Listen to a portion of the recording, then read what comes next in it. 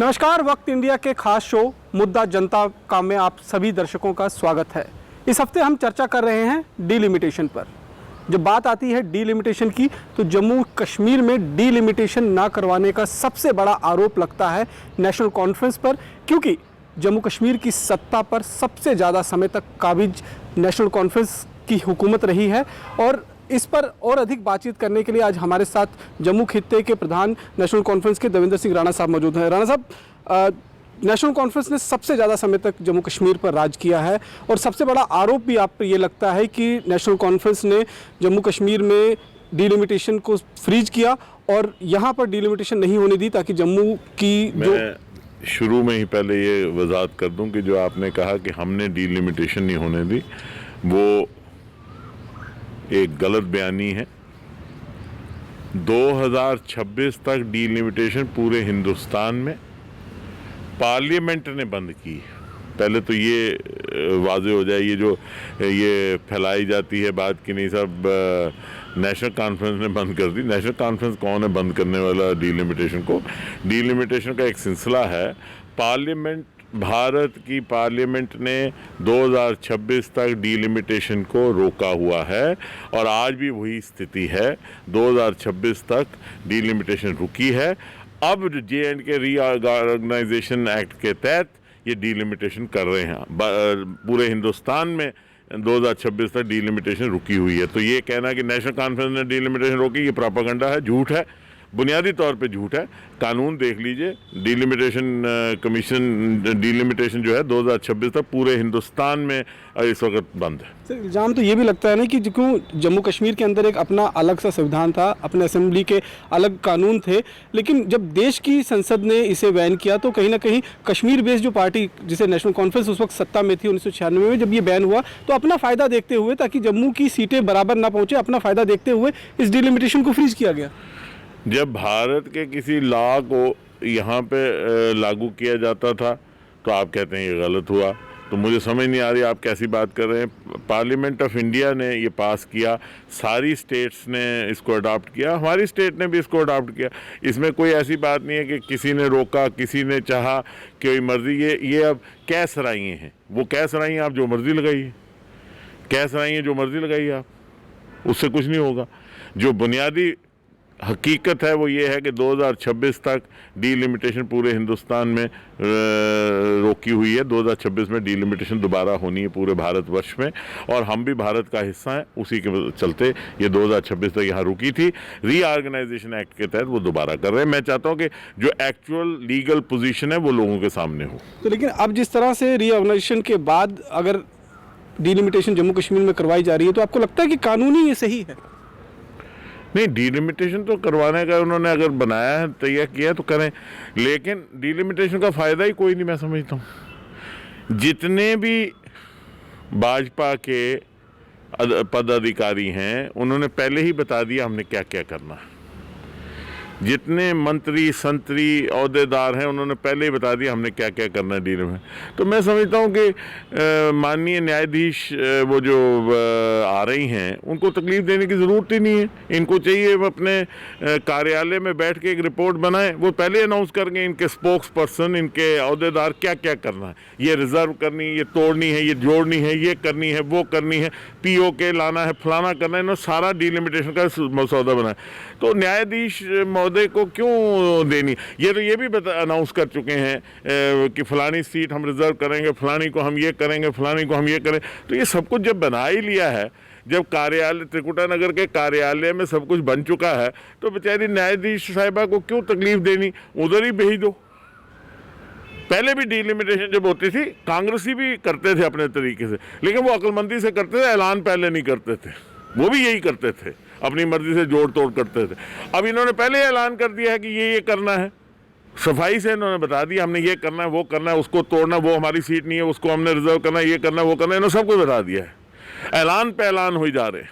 रोज ऐलान हो रहे हैं। एक ऐलान तो ये भी हो गया कि डिलिमिटेशन जो है डोमिसाइल पे होगी, जो किसी कानून के तहत नहीं है, मतलब वो एक सेंसस पे होना है 2011 के, उन्होंने कह दिया नहीं डोमिसाइल पे कर देंगे। तो जो करना है, अगर उसका फैसला आपने कर ही लिया है तो डिलिमिटेशन कमीशन को यहाँ बुलाने की क्या तकलीफ देनी, यहीं से ले जाओ, वहाँ मसौदा ले जाओ, वहाँ से ठप्पा लगवा के ले आओ। यहाँ क्यों ये डिलिमिटेशन कमीशन तो मजाक बन गया है, और ये हमने नहीं बनाया मजाक, ये इन्होंने बनाया। जिन्होंने डिलिमिटेशन क्या करना है क्या नहीं करना अपने बयानों में, आप बयान निकाल लीजिए, इनके टॉप टू बॉटम सारे बयान निकाल लीजिए, आपको पता लग जाएगा डिलिमिटेशन कमीशन किस लिए बन रही है, किस वास्ते बन रही है और कहाँ जा रही है। तो उसमें क्या फ़र्क पड़ता है, ये जो मर्जी करना चाहें करें, हुकूमत है, जो जिसकी हुकूमत, जिसकी लाठी उसी की भैंस, तो करें, ये डिलिमिटेशन करें। पर मेरा ये है कि उनको तकलीफ देनी, यहाँ लाना, पटवारियों को लगाना, तहसीलदारों को लगाना, इस कवायद में क्या फ़ायदा जब फैसला ही कर लिया है। वो मसौदा दे दो, आपने अनाउंस तो कर दिया है मसौदा कि फलानी भी रिजर्व, फलानी भी रिजर्व, फलानी को तोड़ देंगे, फलानी को ये कर देंगे, फलानी को बढ़ा देंगे, कड़ा तो करके तो ख़त्म करो, ऐसे ड्रामा करने की क्या ज़रूरत। आपको लगता है कि आई वॉश है एक किस्म का डिलिमिटेशन जो है? मेरे भाई रमन जी, आप इतने सियाने पुराने आदमी हो, सारा तो ऐलान हो गया। उन्हें आख्या ए रिजर्व करनी, ए तोड़नी, एक तोड़नी, ए करना, ओ करना, असें एक करना, वो करना, ऐलान करा दे पब्लिकली। तो वो फिर जिसे ये ऐलान उन्हें दोबारा करना हो, तो फिर डिलिमिटेशन कमीशन का क्या फ़ायदा।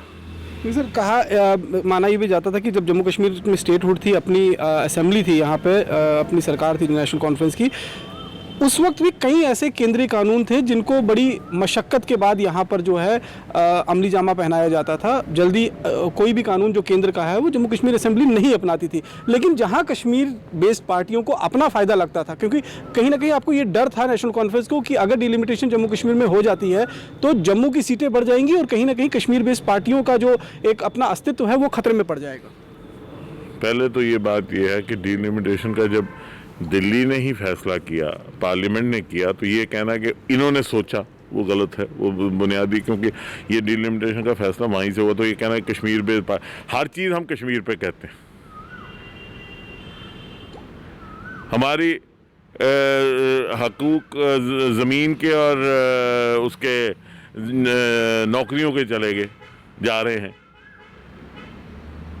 हम कहते हैं ये चलो कोई बात नहीं, जाते हैं, जाए कश्मीरियों से निकले।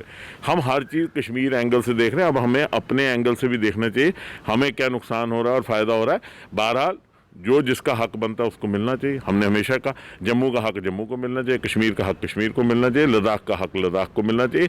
अगर जम्मू की सीटें बढ़ती हैं, जम्मू का हक मिलता है तो देना चाहिए, क्यों नहीं देना। जिसका हक मिलता है उसको देना चाहिए, जिसका राइट है उसको मिलना चाहिए। लेकिन ये तरीका नहीं है, होना तो किसी कानून के तहत ही है ना, या फैसला खुद ही करके फैसला कर देना है। जितनी भी डिलिमिटेशन कमीशन अपने आप को, अब तो वो हालत हो गई कि डिलिमिटेशन कमीशन की रिपोर्ट, पहले तो ये था कि रिपोर्ट होनी है, चलो जी, उसमें ये था कि हाँ जी जो ये सरकार चाहेगी वही होगा। अब तो ऐलान करने के बाद डिलिमिटेशन कमीशन की क्रेडिबिलिटी भी ख़त्म कर दी इन्होंने। मैं तो डिलिमिटेशन कमीशन की क्रेडिबिलिटी इन्होंने ख़त्म कर दी, खुद ही ऐलान कर दिए। अभी कमीशन आई भी नहीं, बनी भी नहीं थी, न्यायाधीश महोदया अपॉइंट भी नहीं हुई थी, इन्होंने बता दिया क्या क्या करना है, और आज रोज़ कही जा रहे हैं ये करना है। तो उसकी तो अपनी क्रेडिबिलिटी डिलिमिटेशन कमीशन की ख़त्म कर दी इन्होंने, अपनी ही बनाई हुई डिलिमिटेशन कमीशन की क्रेडिबिलिटी। मैं समझता हूँ इन्होंने ज़्यादा डैमेज किया बजाय फ़ायदा करने के, पहले ऐलान कर करके। आपने कहा कि जिसका जो हक है उसको वो मिलना चाहिए, जम्मू का अगर हक जो है वो जम्मू को मिलना चाहिए। तो आपको लगता है कि नेशनल कॉन्फ्रेंस की सरकार के रहते जम्मू के साथ इंसाफ हुआ था? वो तो वक्त आपको बता देगा। मैं तो कहता हूँ जिसका जो हक है उसको मिलना चाहिए। हमने हमेशा कहा, हमने जब हमारी सरकार थी तब भी जम्मू के हक के लिए हम लड़ते थे, हमेशा लड़ेंगे। और जम्मू का हक जम्मू को मिलना चाहिए, कश्मीर का हक कश्मीर को मिलना चाहिए, डोडा का हक डोडा को मिलना चाहिए, रजौरी पुंछ का हक रजौरी पुंछ को मिलना चाहिए। हर एक आदमी को अपना अपना हक मिलना चाहिए, कोई आदमी अपने हक से वंचित ना रहे, ये हमारा नारा है और इसी नारे पे हम खड़े हैं। हर मज़हब, हर ज़ात, हर बरादरी, हर इलाका, हर तरीके से उसको इंसाफ मिलना चाहिए। आरोप आप पर यह हमेशा लगता रहा है कि जब विकास की बात आती है तो आपके सरकार के दौरान जितना विकास कश्मीर घाटी में हुआ उतना आप जम्मू में नहीं कर पाए। 5 साल हो गए ये आरोप सुनते सुनते, 3 साल भाजपा और पीडीपी की सरकार थी, 2 साल डायरेक्ट बीजेपी की सरकार को हो गए सेंट्रल रूल में। 5 साल में जो विकास हुआ है वो आपके सामने है। अब कितने आरोप हम पे लगाओगे भैया? हर बात आप नेशनल कॉन्फ्रेंस को गालियां निकाल के ख़त्म कर देते हो। करो भाई, नौकरियां दो नौजवानों को। मैं तो यही दुहाई लगा रहा हूँ कि लड़कों को नौकरियां दो। SRO 2002 वालों का रिवोक करो। आप हमें गालियां भाई, हम थे ही निकम्मे, तभी लोगों ने हमें निकाल दिया, आपको लाया। आप 5 साल से बैठे हो, आप अभी भी हमें ही रो रहे हो। अब आपने 370-35 से जो आपका अपना मौक़िफ़ था, आपका एक बेड रॉक ऑफ फिलॉसफी थी, वो इम्प्लीमेंट किया। ठीक है, आपकी बेड रॉक ऑफ फिलॉसफी थी, पॉलिटिकल फिलॉसफी आपकी थी, आपने इम्प्लीमेंट किया, ठीक है, कर दिया। उसके बाद आपने कहा जी हम ज़मीनें और नौकरियां जो हैं जम्मू कश्मीर के 1,30,00,000 जो परमानेंट रेजिडेंट हैं उनकी प्रिजर्व करेंगे। आप ही ने कहा, बीजेपी ने ही कहा ना, हमने तो नहीं कहा ना। अब वही हम कह रहे हैं कि भाई उनकी नौकरी प्रिजर्व कर दो। 60,000 हम कह रहे हैं ज़मीनें प्रिजर्व कर दो। हम कुछ नहीं कह रहे, आप ही ने कहा। हम कहते हैं आप ही ठीक, हम गलत। जब बीजेपी ने खुद ही कहा कि भाई हम ये करेंगे प्रिजर्व, तो हम कह रहे हैं प्रिजर्व कर दो, फिर कहते हैं आप गलत बोल रहे हो। मुझे समझ नहीं आती। अच्छा, फिर आप कहते हैं कि हमने दूसरा आपने कहा, हम कह रहे हैं कि 60,000 जो डेली वेजर है नहीं हुआ जी हमसे परमानेंट, इसीलिए लोगों ने हमें वोट दे के बाहर निकाला। ये जमहूरियत है। अब 5 साल से आपको कह रहे हैं आप कर दीजिए, आप वो भी नहीं कर रहे हैं। 2002 की रिवोकेशन के लिए दिल्ली से यहाँ तक सारी तारें घूम गई। रिवोक किया तो वो भी ट्रंकेटेड रिवोक किया, लोगों के साथ धोखा कर दिया। SRO 24 की बच्चियाँ बाहर खड़ी हैं, वो और बच्चे बाहर खड़े हैं, उनका कोई नहीं सोच रहा। अब उसमें नेशनल कॉन्फ्रेंस क्या करेगी? ठीक है, हमने गलत किया जी, सब कुछ जो कुछ आज तक यहाँ हुआ वो नेशनल कॉन्फ्रेंस की वजह से हुआ, मान लिया जी। अब आप 5 साल से हैं, आप उसको ठीक करिए। अगर मैं कहता हूं कि मैं डोगरा हूं, मैं हिंदुस्तानी हूं, मैं डोगरा हूं, मुझे शान है अपने डोगरा होने पे, मैं आपसे कह रहा हूं कि डोगरों की धरती, डोगरों की शक्ल, डोगरों की अकल, डोगरों की ज़ुबान को प्रिजर्व करिए, डोगरों की नौकरियों को प्रिजर्व करिए, डोगरों की ज़मीन को प्रिजर्व करिए। इसमें गलत मैं क्या कहता हूँ? मराठा भी कहता है, यही असमीज़ कहता है, ये बोडोलैंड कहता है, यही हिमाचली कहता है। तो अगर मैं कह रहा हूं तो इसमें क्या गलत है? आप करिए ना, इंसाफ करना चाहिए। कौन कह रहा है इंसाफ ना करें? सिर्फ इंसाफ, सुन लीजिए रमन जी, ऐलानों से इंसाफ नहीं होता, इंसाफ होता है करके। मेरी मेहरबानी करके इनसे गुजारिश आपके माध्यम से, इस वक्त इनकी हुकूमत है, दिल्ली में भी इनकी हुकूमत है, ये सिर्फ मोदी साहब के नाम पे चल रहे हैं। यहाँ पे ग्राउंड पे ये कुछ नहीं कर रहे हैं, ये मोदी साहब के नाम पे चल रहे हैं। इनसे मेरी गुजारिश है, ये धोखा मोदी साहब से भी कर रहे हैं, ये भी मैं आपको बता दूं, क्योंकि यहाँ ग्राउंड पे कोई इंप्लीमेंटेशन ही नहीं हो रही। 5 साल हो गए इनको हुकूमत में, अब ये फिर नेशनल कॉन्फ्रेंस को रोते हैं। कितने साल नेशनल कॉन्फ्रेंस को रोगे? चलो जी, नेशनल कॉन्फ्रेंस ने गलत किया, आपने क्या किया 5 साल में वो बताइए ना। डेली वेजर को रेगुलराइज करने में नेशनल कॉन्फ्रेंस को गालियाँ निकाल के क्या होगा? अगर नेशनल कॉन्फ्रेंस कह रही है कि भाई जो जम्मू का हक है जम्मू को मिलना चाहिए, कश्मीर का हक कश्मीर को मिलना चाहिए, उसमें क्या गलत? अगर हम ये कहते हैं कि यहाँ की नौकरियाँ यहाँ के बच्चों को मिलनी चाहिए, यहाँ के जो 1,30,00,000 लोग हैं उनको डोमिसाइल की लाइन में मत खड़ा करो, PRC को ही डोमिसाइल समझो, उससे बड़ा कौन सा डोमिसाइल? आप कह रहे हैं नहीं जी आपने लाइन में खड़ा करना, उसमें भी हमारा कसूर है। हर चीज़ में हमारा कसूर तो नहीं हो सकता ना, कुछ कसूर तो इनका भी है ना। इनको इस वक्त चलाना चाहिए सिस्टम। अब सुप्रीम कोर्ट का ऑर्डर आया कि होम गार्ड जो हैं उनको वो कर दिया जाए, स्टाइपेंड दे दिया जाए, इंप्लीमेंट नहीं हो रहा, बाकी स्टेट्स में हो गया। NHM के बच्चे हैं, रहबरे खेल के बच्चे हैं, रहबरे तालीम के बच्चे हैं, उनको रेगुलराइज करिए, उनको उनके दीजिए, उनके हक उनको दीजिए, यही कर दें। और नौकरियां जो हैं, नौकरियां 5 साल से आपने कोई नौकरियां नहीं दी, अभी आपने एडवर्टाइज की हैं नौकरियां। पहले आपका PSC भी नहीं था, SSRB भी नहीं चल रहा था, आपके रूल्स नहीं बने थे, चलिए 5 साल के बाद अब आपने शुरू किया। अब हमारा ये कहना है कि ये नौकरियां परमानेंट रेजिडेंट्स जो हैं जम्मू कश्मीर के, जिनको 5 साल आपने वंचित रखा नौकरियों से, उनको नौकरियां दे दीजिए। नेशनल कॉन्फ्रेंस की जैसी भी सरकार थी, जब जब आई 2-3 लाख नौकरियां देगी। गलत थी या सही थी वो मैं कहता हूँ गलत है।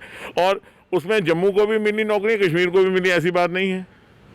उस पर भी इल्ज़ाम लगा था कि अपने ही लोगों को जो नौकरियां दी गई, अब वो पार्टी के काडर के जो लोग थे उनको। देखिए जी, मैं इसमें नहीं पढ़ना चाहता, मैं सिर्फ एक ही बात कह रहा हूँ, नौकरियां दीजिए।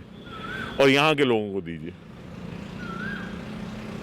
राणा साहब एक इल्जाम और लगता है किसी कि को भी नौकरी मिले, नौकरी जम्मू कश्मीर के वासी को मिलनी चाहिए। राणा साहब एक आज अगर बीजेपी के अपने काडर को भी नौकरी मिलती है, अगर उसको नौकरी मिल जाती है, जम्मू कश्मीर का रहने वाला, मैं कहूँगा चलो नौकरी किसी को तो मिली, 5 साल में तो किसी को भी नहीं ना मिली नौकरी। मैं कहता हूँ नौकरियां दो यार, मेरा तो इतना ही कहना है कि नौकरियां दो, और नौकरियां उनको दो जो यहाँ के रहने वाले हैं।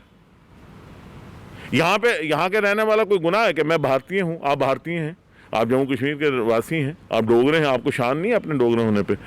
हमें गर्व है भारतीय होने का और हमें शान है डोगरा होने के।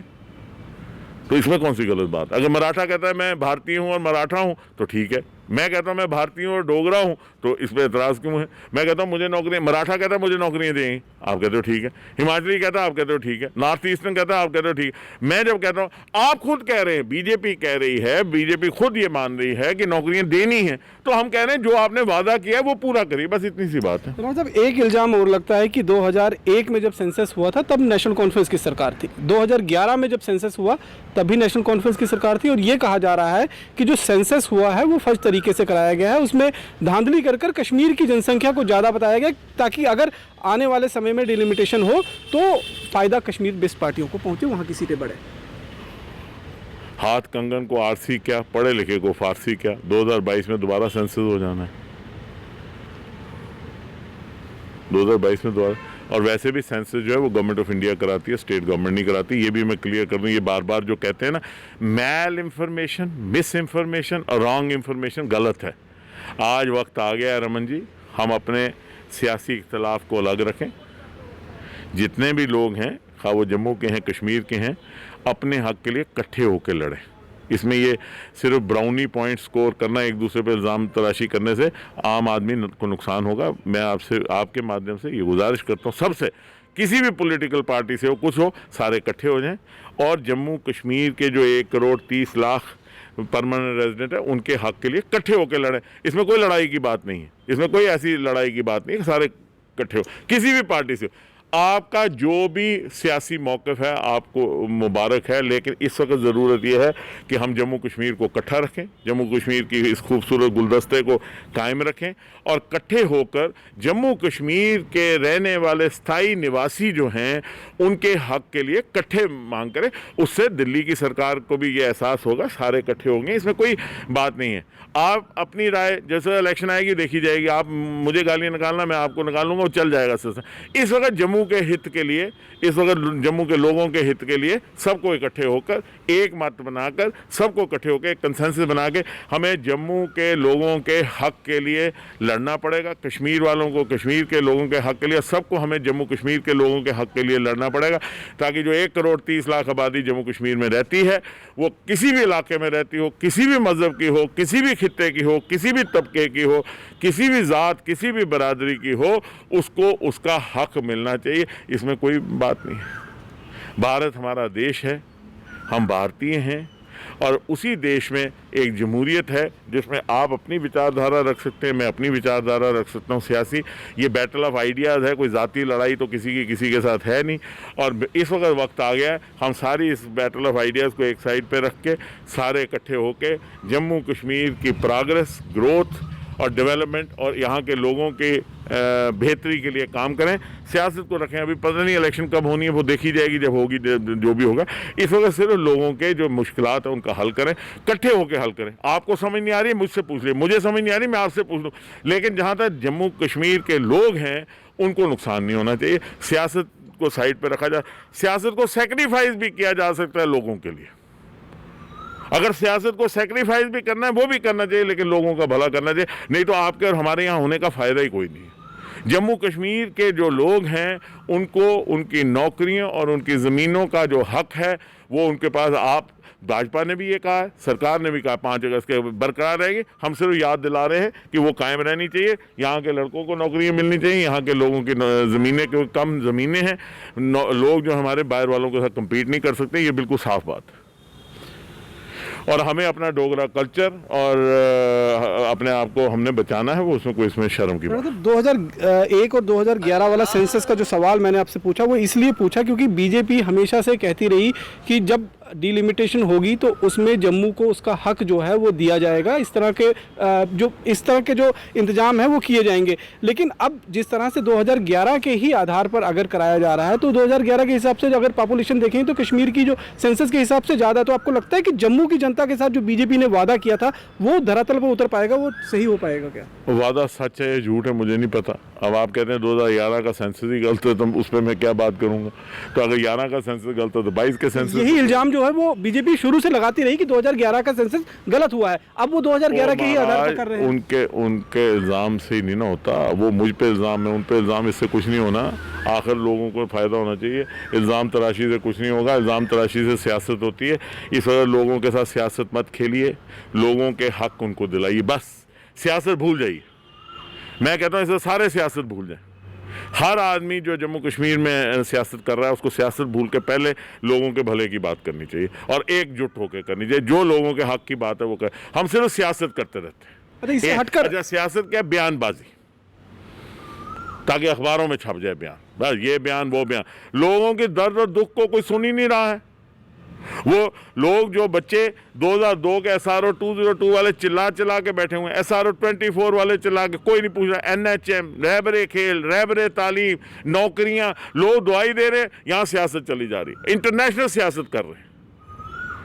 उनको सबको समझाइए, मेरी तरफ से हाथ जोड़ के विनती करिए, सियासत छोड़ो, लोगों का भला करो। सियासत रुक सकती है, थोड़ी देर सियासत को कमरे में बंद कर देना। हमारा कोई फर्ज भी है ना, जम्मू कश्मीर के लोग। मैं कहता हूँ सियासत को अलमारी में बंद करके ताला लगा दीजिए 2 महीने 6 महीने के लिए, और सारे लोग इकट्ठे होकर जम्मू कश्मीर के लोगों के भले के लिए काम करें। मैं समझता हूँ वही सबसे बड़ी सियासत। बीजेपी तो ये दावा करती है ना कि जब से उनकी सरकार बनी है तब से एम्स वो यहाँ पर लेके आए, IIT लेके आए, IIM लेके आए, बड़े बड़े प्रोजेक्ट लाए, इंटरनेशनल स्टेडियम बनवाया, बहुत काम कर रहे हैं, उनका ये दावा है। मुबारक है।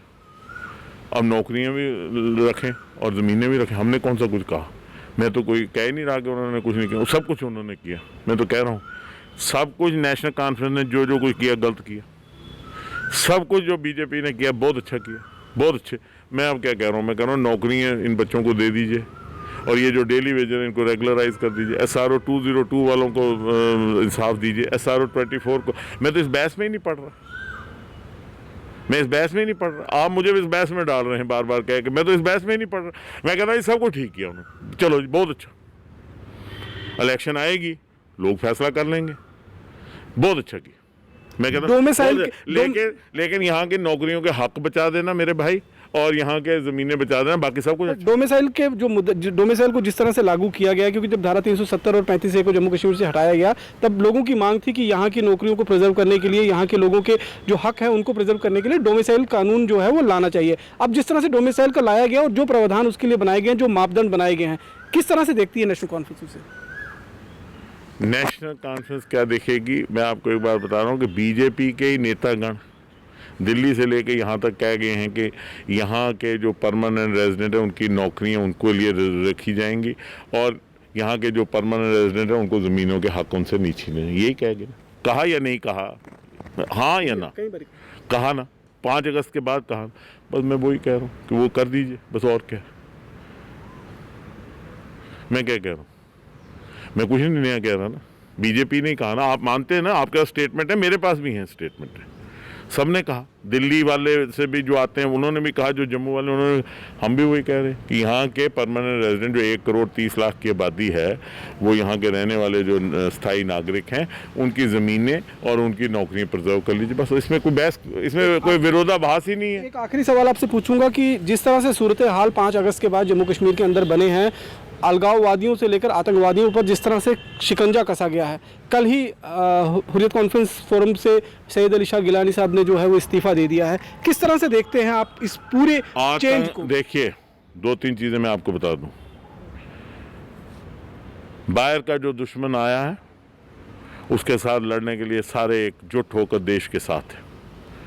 आज हम पूरे भारत वर्ष के जितने भी 130 करोड़ आबादी है, पूरे भारतीय फौज के साथ खड़े हैं, और जो आदमी बाहर से आकर भारत की तरफ नज़र उठाएगा उसको मुंह तोड़ जवाब देने में हर आदमी को, सियासत को बालातर रख के, सियासत छोड़ दीजिए, सियासत कोई नहीं है, देश पहले, देश पे कोई कॉम्प्रोमाइज़ नहीं। जो आवाज़ देश के ख़िलाफ़ उठेगी उस आवाज़ को मुंह तोड़ जवाब देना चाहिए, हर आदमी को इकट्ठे होना चाहिए।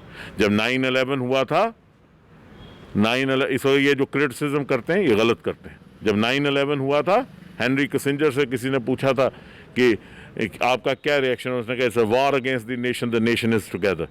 Today also it's a war against the nation, we are all behind the nation, no compromise on the nation. Bharat की अखंडता, भारत की सुप्रीमेसी पे कोई कॉम्प्रोमाइज़ नहीं होगा। हम भारतीय हैं और जो आदमी भी भारत के ऊपर उंगली उठाएगा उसको मुंह तोड़ जवाब देने में हम हर एक के साथ हैं, इसमें कोई सियासत। आपका इशारा कांग्रेस की तरफ है, क्योंकि कांग्रेस को भी लगातार इस तरह का सवाल जो है वो उठाती रहती है। कांग्रेस को भी संभलना चाहिए इस वक्त। वो सवाल उठाने का कोई चार कोताहियां हों, वो अपने घर की लड़ाई है। जब बाहर का दुश्मन आया, घर की लड़ाई बाहर नहीं ले जानी है। ये तो बुनियादी असूल है। आपके घर के अंदर लड़ाई, आप बाहर जाके उस लड़ाई को ले जाएंगे? नो। जो भी लड़ाई हो, कांग्रेस हो या कोई भी हो, बयानबाजी से बचना चाहिए। कोई भी ऐसा बयान नहीं आना चाहिए जिससे कि भारत कमजोर हो। हम अंदर बैठे हैं ना, हम आपस की लड़ाई घर में कर लेंगे, लड़ाई जो मर्जी लड़ाई करनी है। मैं आपसे लड़ूंगा, आप मुझसे लड़ लीजिए, लेकिन जब तीसरा दुश्मन आया, हमें एकजुट होकर उसका जवाब देना है। सर, सैयद अली शाह गिलानी के सवाल पर आपने कोई? सैयद अली शाह गिलानी का मुझे क्या लेना देना है? सेपरेटिस्ट का साथ हमारा क्या लेना देना है? सेपरेटिस्ट का जवाब सेपरेटिस्ट से लीजिए। इतने सालों से इतने सालों से जो सो कॉल्ड जिहाद चल रहा था, जो आज़ादी की लड़ाई कश्मीर घाटी में चल रही थी, जिसका नेतृत्व सैयद अली शाह गिलानी कर रहे थे, अचानक अगर इस तरह से वो बैकफुट पे आ गए हैं, उन्होंने इस्तीफा दे दिया, तो क्या मायने निकाले जाएं इसके? उसको पूछिए। जहां तक आतंकवाद का सवाल है,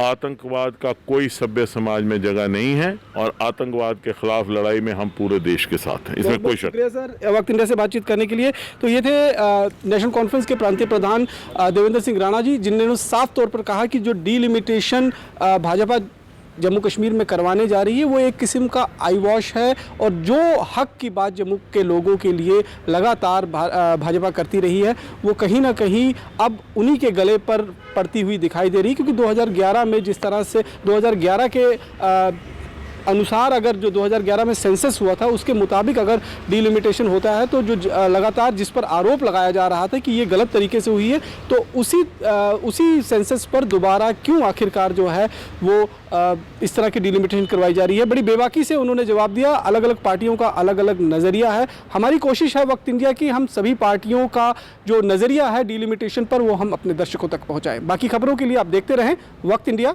नमस्कार।